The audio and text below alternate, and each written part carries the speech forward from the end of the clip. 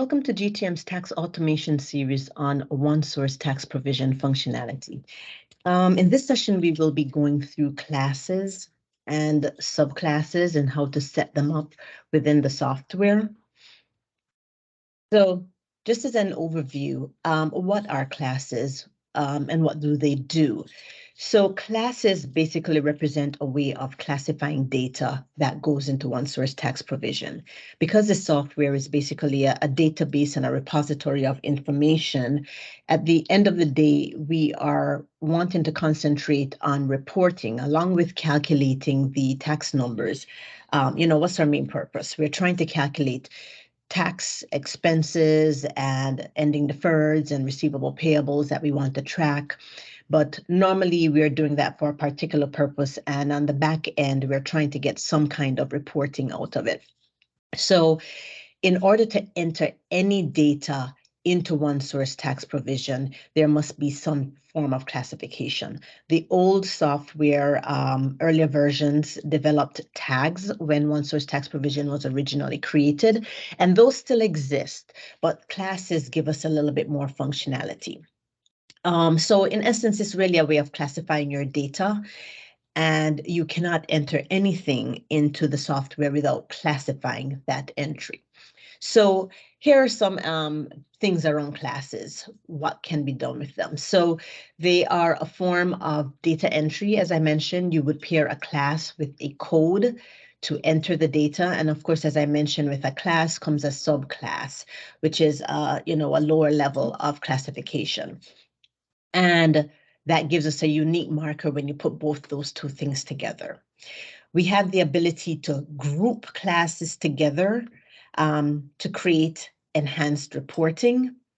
There are many reports within the software that allow you to break out that data by class.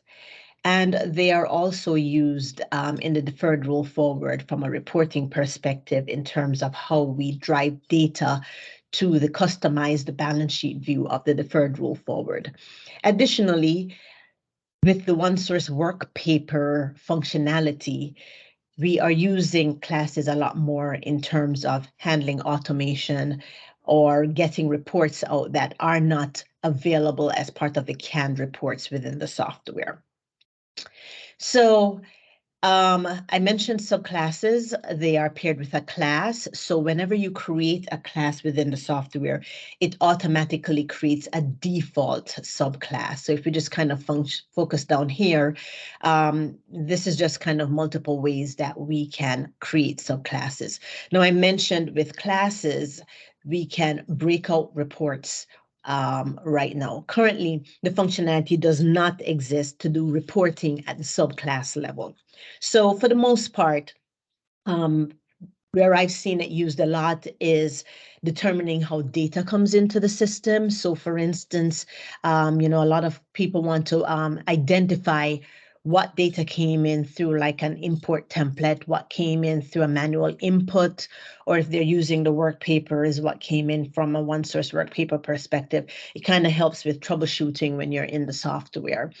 It can be as simple as these BBAL codes that we've created that just have default 2, 3, and 4.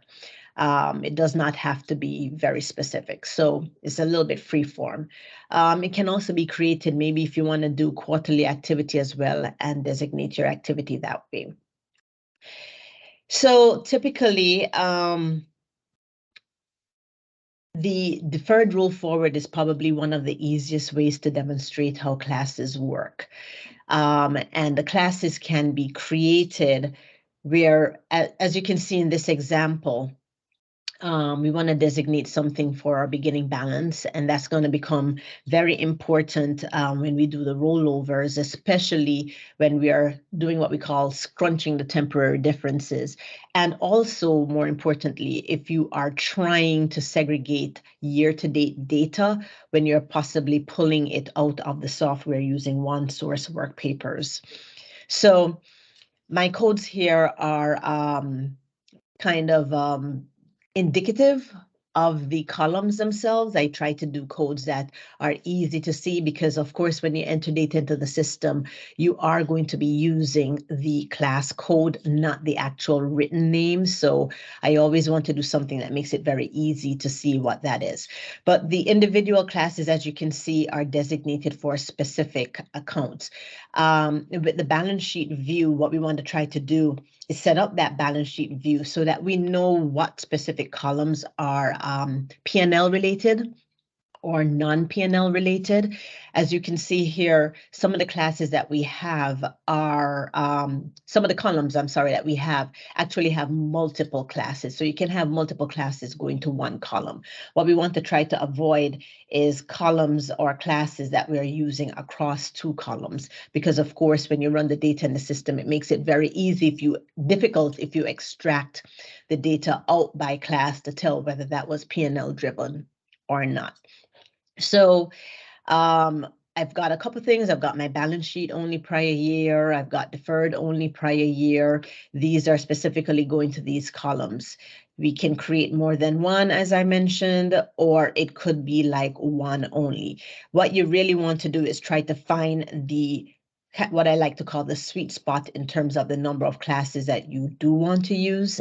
Classes are unlimited at this time, so you can create as many as you want. But of course, the more you create, the more difficult it becomes possibly to maintain and to know exactly what you're doing within the software.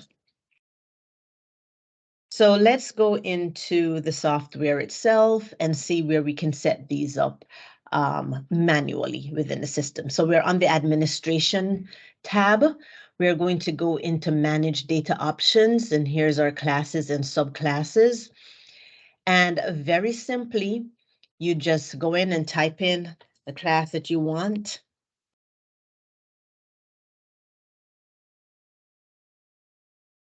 And you can give it a name. Now the system will automatically give it the same name as the code, so you can leave that as is, or if you want to change it, you can.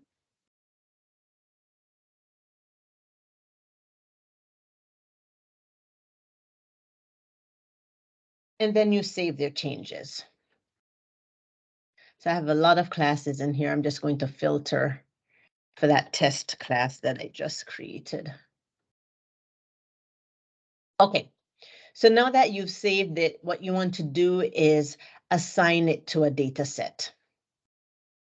And in this case, I'm in administration mode, but it's already automatically assigned to my data set that I have. But it's possible you may want to assign it to a specific data set, and you can also assign it to specific user roles as well.